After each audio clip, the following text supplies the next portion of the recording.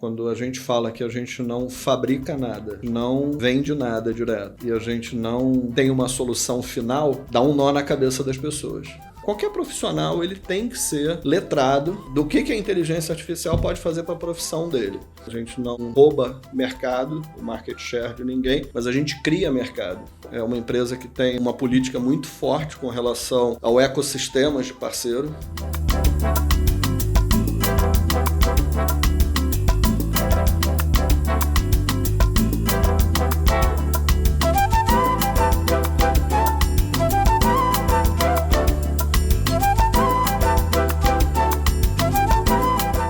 Sejam muito bem-vindos ao meu, ao seu, ao nosso Boteco da CM, aquele lugar que a gente vem para conhecer pessoas interessantíssimas, com histórias muito legais que por vezes nos inspiram, às vezes representam um momento de vida que nós estamos passando, dentro dos negócios, e tem aquele 0,001 de insight que você fala, cara, era exatamente a gota que faltava aqui no meu drink, nesse caso, já que estamos em um boteco. Hoje estamos muito bem servidos, porque temos, além dos nossos drinks maravilhosos aqui, que é o Prêmio Respeito e o Conarec, que foi o que escolhemos, mas com um cara, eu já estava aqui nos bastidores escolhendo muitos insights. Vou começar pela curiosidade dele, tá?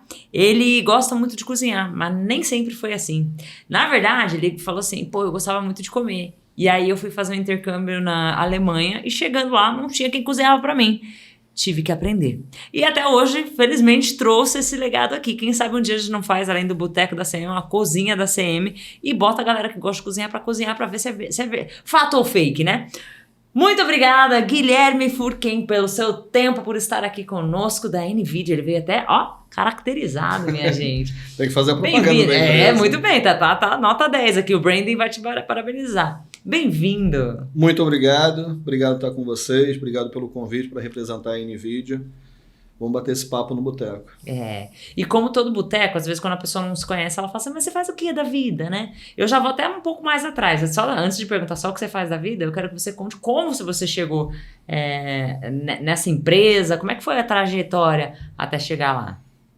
A minha trajetória, eu sempre fui um cara de tecnologia, fiz engenharia de telecomunicações, e aí entrei no mundo de fabricantes. Eu comecei a trabalhar numa empresa que eu já conhecia, lá pelos anos de 1994, tem tempo, isso algumas décadas, e sempre fui do mundo de startups. E aí eu fui parar em 2017 na Mellanox, uma empresa israelense, também de tecnologia, de comunicação de dados, e ela foi comprada pela NVIDIA. E aí eu digo que eu sou um cara de sorte, né? Porque eu entrei numa empresa fantástica que eu não tinha no meu radar, porque o meu radar sempre foi empresa de tecnologia de comunicação de dados, que é a minha formação. E aí, com a aquisição da Mellanox pela NVIDIA, eu entrei nessa empresa, que é uma empresa fantástica de inovação e de transformação do mundo de inteligência artificial. Com paraquedas, né? E dentro desse paraquedas, o que mais te motiva hoje na posição, na empresa que você está? O que te brilha os olhos? Você fala, cara, que legal trabalhar aqui. Então, o trabalhar na NVIDIA, apesar de ser uma empresa, do ponto de vista de valorização de mercado gigantesca, ela é uma startup. Ela trabalha exatamente como uma startup, do ponto de vista de liberdade de criação, de comunicação, de autonomia e etc. E um grande propósito que a gente tem, isso hoje tem feito parte da minha agenda, é a parte de soberania da inteligência artificial para a América Latina.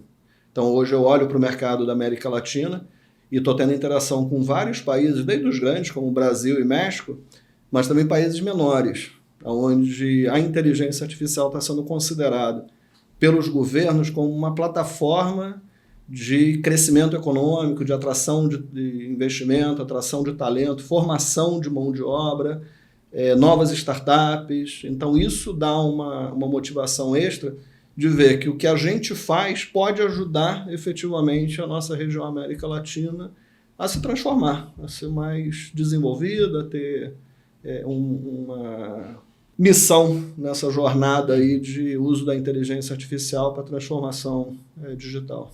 Fantástico, você sabe que eu sou uma grande apaixonada por Brasil, não só América Latina, mas especificamente Brasil. E eu sempre digo, 5.570 municípios, quinto maior país do mundo. A gente só não chega em patamares maiores se a gente não quiser, porque se a gente juntar e fizer o negócio acontecer, Mas, para uma coisa dessa acontecer, esse movimento protagonista, precisa a gente se inspirar em histórias reais.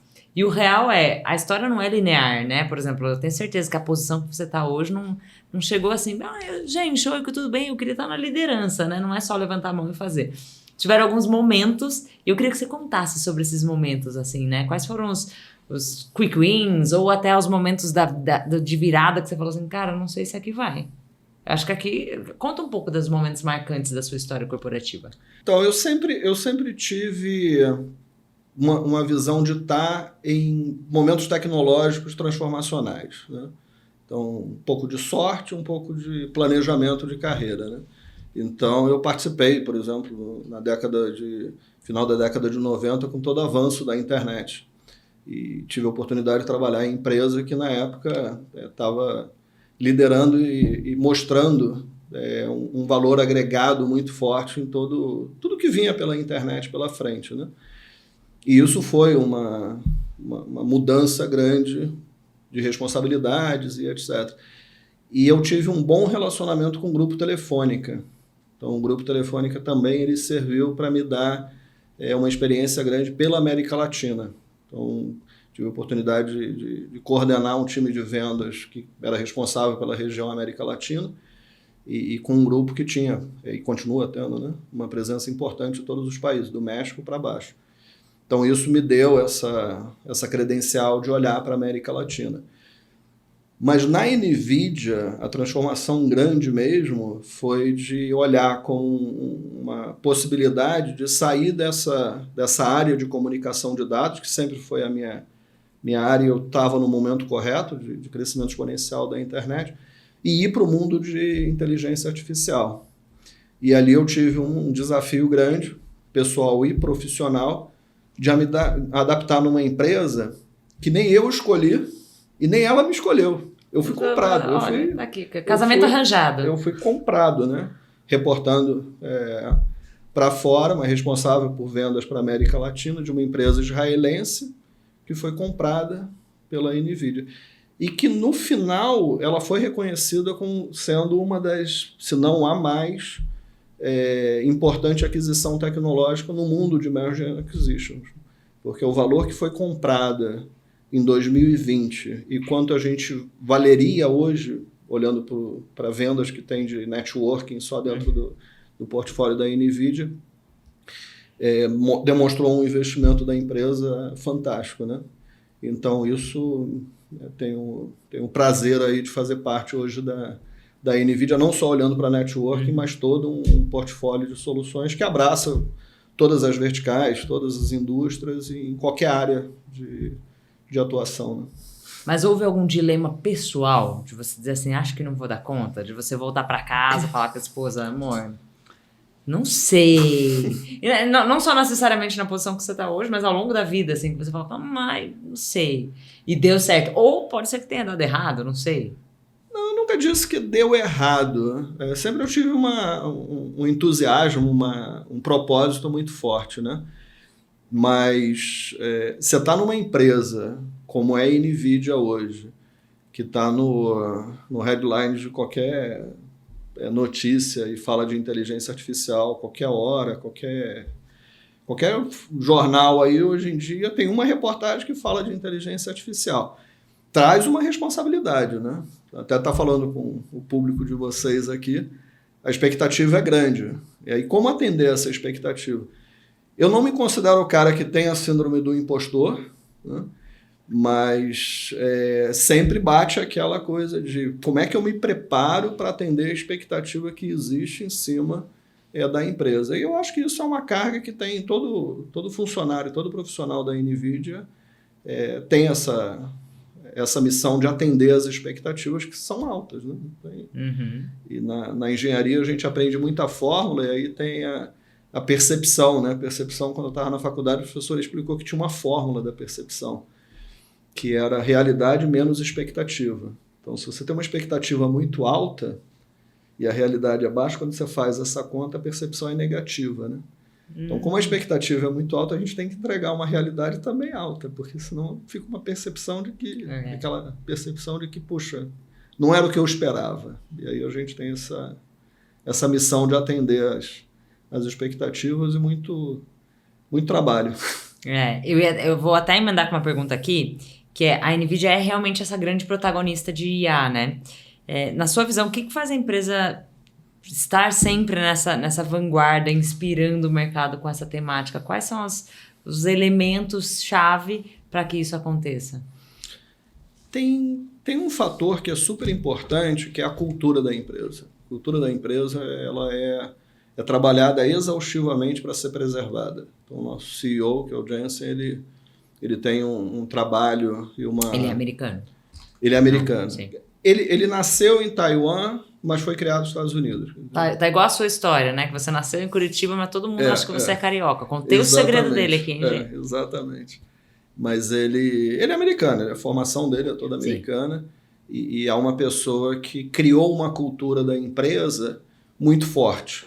Então, isso está enraizado em todo mundo. Porque todo mundo é massacrado com essa cultura de ser uma empresa startup, de não estar na zona de conforto. Tem conceitos de speed of light, e play the game, the score will come. Tem vários conceitos dentro da empresa. E isso cria uma condição de estar sempre na vanguarda. Então, a gente sempre fala, né? A gente não rouba mercado, o market share de ninguém, mas a gente cria mercado. Então, a gente está sempre preocupado em criar novas demandas e novas oportunidades e novos conceitos que não existem ainda. Então, quando você faz isso, você tem condições de liderar também essa transformação de mercado. Esses dois nomes que você trouxe aqui, que são conceitos, eu gosto muito de falar sobre a importância de dizer as obviedades, porque às vezes a pessoa fala assim, por exemplo, às vezes o pessoal fala de coisa, tem o conceito da cadeira do cliente, tem não sei o que lá, a pessoa fala, não sei do que está falando. Você podia dar um spoilerzinho pra gente do que é? O que é isso? Então, quando a gente fala do play the game, the score will come, é fazer a coisa certa, mesmo que o resultado ainda não tenha sido atingido. Então, quando a gente tá fazendo uma determinada atividade, ela tem que ter um propósito e ela tem que ter um objetivo. Mesmo que o objetivo ainda não seja alcançado, continua executando. Confia no processo. Correta. Play the game joga o jogo correto. Então é como no futebol. O objetivo é fazer o jogo, mas também você ter uma estratégia, você ter um plano de jogo e não mudar ele só porque o score não está vindo. Continua jogando da maneira que você treinou, da maneira que você planejou e o placar vem. Então a empresa faz isso ao longo da sua vida, né? O speed of light é uma questão bem interessante porque não é a respeito só da velocidade, mas é você fazer ela da maneira correta. Então você executar o que tem que ser executado e do processo correto como a lei da física indica, né? Então é muito mais amplo do que a velocidade da execução, mas sim da maneira que a física ensina. Uma vez me disseram assim, Camila, tem que ser a empresa ágil, ela tem que correr na velocidade de uma Ferrari com o custo de um Fusca. Falei, não, difícil, né? Tem talvez algumas analogias que quando você pensa um pouquinho, você fala, talvez não seja. Será? Porque tem um negócio, né, do tempo, da qualidade e do custo, né? Se eu conseguir fazer esse alinhamento desses três... Como é que a eficiência entra nessa de eu quero uma tarefa muito rápida, com o melhor resultado possível e barato. É difícil você alinhar esses três fatores 100%. Vamos falar um pouquinho sobre competitividade do mercado, né? Que eu acho que é uma pauta bem importante para uma empresa que está no topo, né? Quando a gente fala de competitividade de mercado, ainda mais no mercado de tecnologia, é crucial olhar para quem são esses stakeholders, né? Seja parceiro de inovação, de entrega de real valor, de olhar para o núcleo de clientes, os dados, um monte de coisas. Como é que vocês olham para esse ecossistema de alianças que precisa ser formado? Essa é a pergunta mais importante para entender a NVIDIA. Quando a gente fala que a gente não fabrica nada, que a gente não vende nada direto, e a gente não tem uma solução final, dá um nó na cabeça das pessoas. Como é que pode uma empresa que hoje vale mais de 4 trilhões, mas independente disso, né? Como é que pode uma empresa com tanta responsabilidade estar no núcleo de toda essa transformação digital que tem com o uso da inteligência artificial, não vender, não fabricar e não construir uma solução? Justamente porque a gente está no núcleo de um ecossistema. Esse é o cerne da empresa, esse é o coração da gente.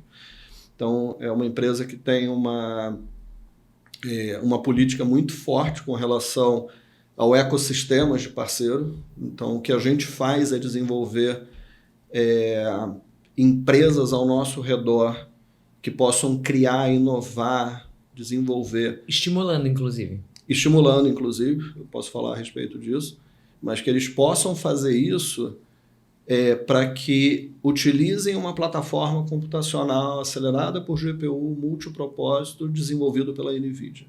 Então, o que eu tenho é essa plataforma computacional e que praticamente qualquer aplicação em cima dela vai usufruir de uma capacidade de aceleração em que o custo computacional vai cair. Isso significa que eu preciso de menos equipamentos, eu preciso de menos energia, menos espaço e etc. Mas eu também trabalho muito forte na camada de software, entregando para ele bibliotecas, SDKs, frameworks, blueprint, tem um monte de nomezinhos aí, né? Mas para que aquele desenvolvedor ele possa desenvolver a aplicação que ele tem em mente mais rápido e mais eficiente. Então, quando eu faço isso, eu mostro, vem cá, você está fazendo uma aplicação aqui para atendimento de cliente, call center. Testa essa biblioteca que eu tenho, testa esse framework, vê o resultado que você atinge. O que ele vai encontrar é que ele consegue fazer isso de uma maneira muito mais simples e, no final, o resultado vai ser mais barato, vai ser mais eficiente.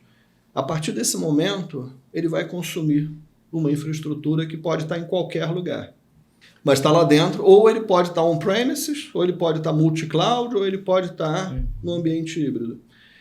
Então, eu estimulo esse mercado a ele construir as soluções dele, porque ele não está preso dentro de um determinado ambiente. Ele tem a liberdade, ele tem essa mobilidade total. E aí, no estímulo que você falou, a gente tem um programa para startups, que é chamado do Inception. Então, ele é voltado para as startups, onde o objetivo é dar treinamento, capacitação, certificação.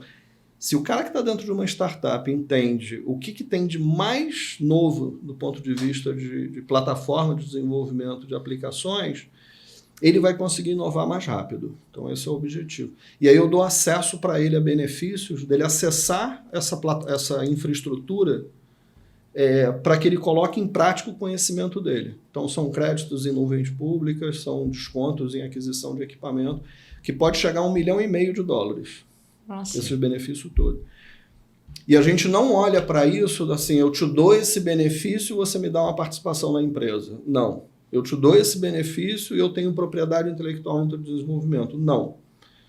Eu quero desenvolver esse mercado para que, se dentro dessas empresas eles comecem a escalar o serviço deles, a solução deles e etc., dentro dos clientes finais, porque ele ali está para resolver uma dor, né? Ele vai consumir GPU, ele vai consumir infraestrutura. Eu vou monetizar em cima disso. Tá, check. O ganho tá lá na frente, não tá aqui no imediato, Play né? the game. Né? Play the game. The score will come. Então é isso. Joga o jogo. Que legal. Joga o jogo. Jogar o jogo a comunidade... Porque às vezes a gente tem a visão egoísta, né? Do tipo assim, não, tem que fazer isso e isso aqui tem que estar em troca, senão a gente tá fazendo um trabalho que... Não. E isso demonstra, ao longo do tempo, um resultado fantástico. Então, vou lembrar um fato. A OpenAI, em 2016, ela era uma startup do nosso programa Inception.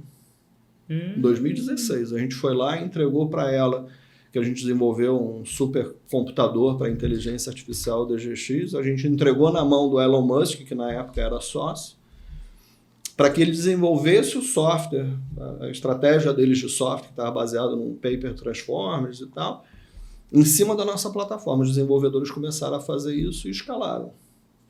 Quando foi lançado o serviço ChatGPT 3.5, tem só 3 anos, né? 2022, Por trás daquele serviço do ChatGPT, tinham 10 mil GPUs da NVIDIA. Não. Ele começou com um servidor com 8 GPUs. E ele escalou para 10 mil. E aí foi o ponto de inflexão da NVIDIA.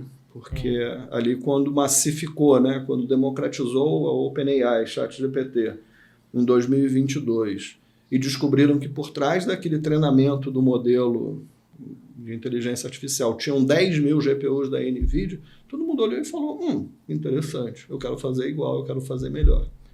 E aí começou uma escalada de uma demanda surreal.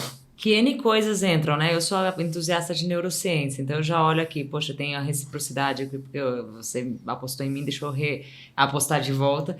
E a escala muito disso da prova social. Pô, deu certo ali, deixa eu fazer também, né? Bora junto, né? E a gente fala muito isso, a gente fala do programa Inception, não tem motivo nenhum, com essa tecnologia chamada inteligência artificial, da gente não ter empresas na região, América Latina, Brasil, você é entusiasta do Brasil, então focar no Brasil, já tem empresa do Brasil. Eu tenho até o Brasil tatuado aqui, ó. Que lindo, que bacana, você é toda tatuada, que nem meu filho. Empresas do porte de uma OpenAI, de uma Mistral, de uma DeepSeek, não tem motivo nenhum. Já que você tocou no assunto, quero até que você diga, inclusive, quais são os desafios que você enxerga para que isso aconteça e oportunidades, para a galera já ficar ligada. Pois, então aqui está o desafio e ali está a oportunidade. Então, isso é um conjunto de fatores, né? Primeiro, você tem que ter gente capacitada, gente treinada. Quando a gente fala dessa parte de educação e inteligência artificial, não é só para o cara que está lá no porão desenvolvendo código e fazendo novo modelo de inteligência artificial ou de transformers e tudo. É para todo mundo. É como que você se educa a ser uma jornalista melhor com o uso da inteligência artificial. Um médico entendendo como que a inteligência artificial faz ele ser um profissional melhor.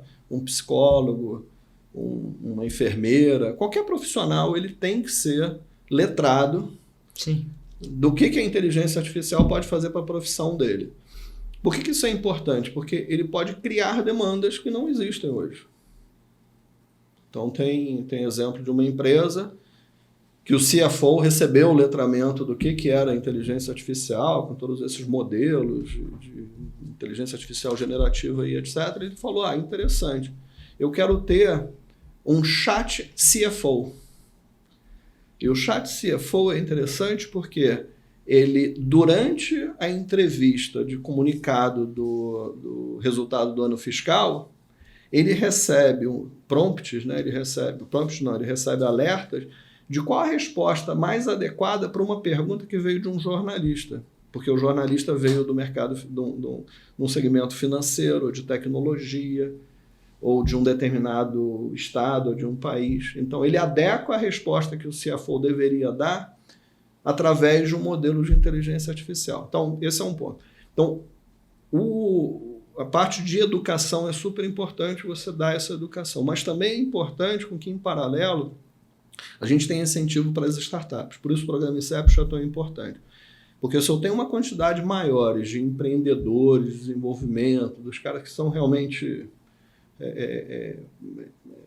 estudiosos do assunto, e ele recebe um determinado problema, ele vai conseguir acelerar e falar, eu consigo resolver isso, eu consigo fazer algo melhor do que tem já disponível e etc. Ele começa a inovar. E por trás disso, a gente tem que lembrar que tem que ter infraestrutura. Então, também o desenvolvimento de infraestrutura computacional de grande porte, de grande escala, ela também é importante. Porque seria a mesma coisa que a gente ter um potencial de um piloto de Fórmula 1, sei lá, Lewis Hamilton da vida, e falar, eu quero contratar esse cara para vir aqui para o Brasil para pilotar Foi no aqui páreo. no Brasil. E não tem um carro, não tem um carro da Fórmula 1, não tem a escuderia. Não, bota aqui num simulador tal para ele pilotar, não vai funcionar. Sim. Então também, se a gente quer avançar em ser pioneiro e criar soluções de vanguarda, é importante olhar para o investimento de infraestrutura. E aí entra o papel um pouco do público e do privado, né? Então, tem o papel forte do poder público de setar norma, de setar expectativa, regulação, investimentos e etc. E também da iniciativa privada.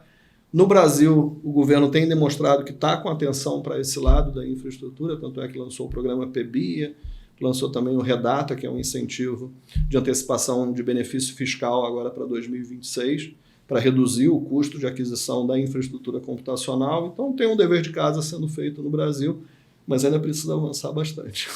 Não, eu acho fantástico essas duas coisas que precisam andar em paralelo, porque também conversa muito com um assunto que não é novo, eu nem gosto muito de tratar muito, porque ele é um pouco batido, do tipo, a IA vai roubar o lugar das pessoas. Mas se a gente tiver pessoas letradas, elas inclusive vão conseguir encontrar novas oportunidades. De quem, na sua opinião, é essa responsabilidade de buscar esse letramento ali, né? Para que essa pessoa não só seja um bom operador de IA e consiga fazer as coisas legais, mas encontre novas oportunidades, porque nem todo mundo vai trabalhar com IA. Vai ter gente que vai, sei lá, para artesanato, vai fazer alguma outra coisa. Claro.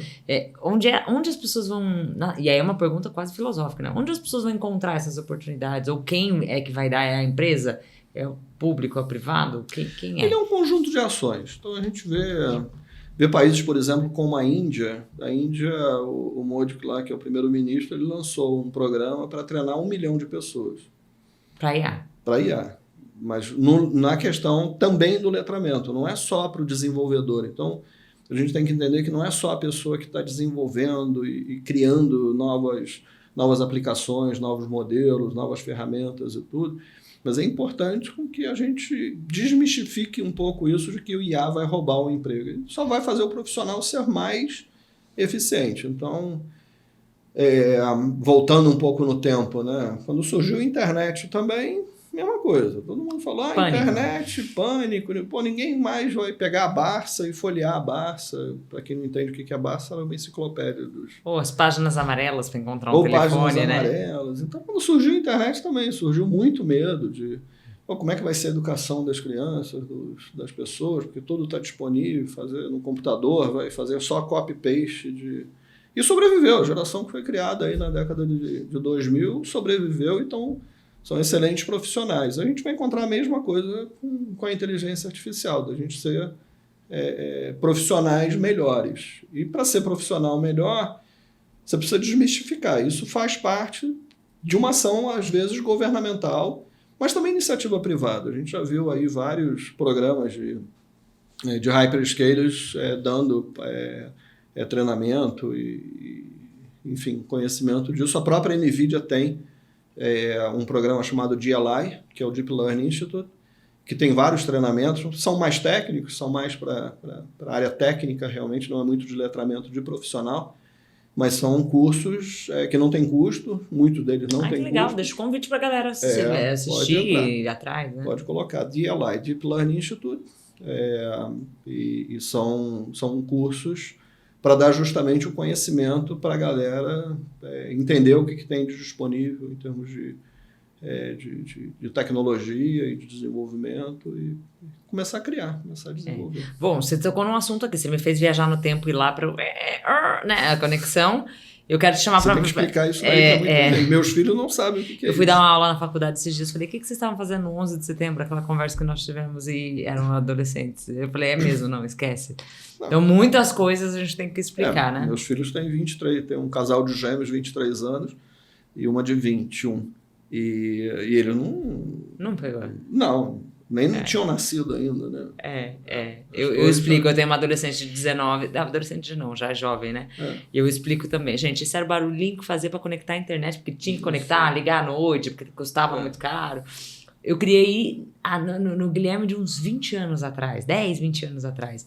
O que você voltaria e diria para ele, assim, para o Guilherme de hoje? O de hoje diria para o Guilherme de 10, 20 anos atrás. Continua a jornada de criar uma família, de ter propósito, de colocar bons cidadãos no mundo. Mesmo propósito que a gente, como família, tinha há 20 anos atrás, a gente continua hoje. O foco está ali. E não ter medo do novo. Acho que a gente não precisa ter medo do novo, é só ter coragem, né? Viver é um ato de coragem. Então... Bom, então vamos para a saideira. Vamos para outras perguntas que essas aqui você vai ter que se segurar na cadeira para dar um jeito de respondê-las, hein? Um livro que te inspira? Eu li bastante livros do Paulo Coelho. Então, Paulo Coelho Paulo Coelho tem uma coleção de livros aí que são bem... Demônio, a Senhorita Prim, Verônica Decide Morrer, Alquimista. O Alquimista, Então... Uma cidade no mundo. Eu gosto muito dos países ibéricos. Eu gosto muito de Barcelona, de Lisboa, Porto. E uma cidade específica, acho que eu fico com Barcelona. Barcelona. Muito bom, muito bom. Um hábito que mudou a sua vida? Cozinhar. Você começou com ele, então já cozinhar. Gran finale. Porque você junto a família, os amigos. Qual a sua especialidade? Tem um prato que o pessoal fala, nossa. Não, acho que é assado de uma maneira geral. Tá. Uma frase ou lema que você carrega? O mundo conspira a favor. E por último, polêmica. Se você pudesse tomar um drink em boteco com qualquer pessoa no mundo, com quem seria? Eu acho que por curiosidade, o Zeca Pagodinho. Né? Fala assim, por que deixa a vida me levar? O Zeca Pagodinho é um cara que é um figuraço e representa muito bem uma cultura carioca. Moral da história dessa nossa conversa, para quem chegou assim de paraquedas, tá vendo só esse minuto, o que a pessoa deve levar para sua vida, assim, carregar? Seja questionador. Seja um questionador. Uma pessoa que olha para frente e fala, por que tem que ser assim, não poderia ser diferente e vou fazer diferente, vou ser questionador. E isso trazer um propósito, né? Muito bom, gente. Obrigada pelo seu tempo, que é um dos ativos mais importantes que a gente tirou você lá da operação. Atribuído ou não a Albert Einstein essa frase se ele tivesse 60 minutos para resolver qualquer problema do mundo, ele investiria 55 pensando em que perguntas fazer. Ficamos com isso aqui, né? Que perguntas nós temos feito ao invés de só chegar com as respostas prontas? Acho que isso muda o mundo. Continue acompanhando nossas publicações, nossos eventos, porque é sempre uma honra construir conteúdo de qualidade para vocês. Muito obrigada e até a próxima! Depois eles pegam alguns e colocam em preto e branco, só para mostrar que é um off... um making off, né? Tem tanta coisa boa que rola. Cortou. Deu tudo certo. Deu tudo certo? Deu tudo certíssimo.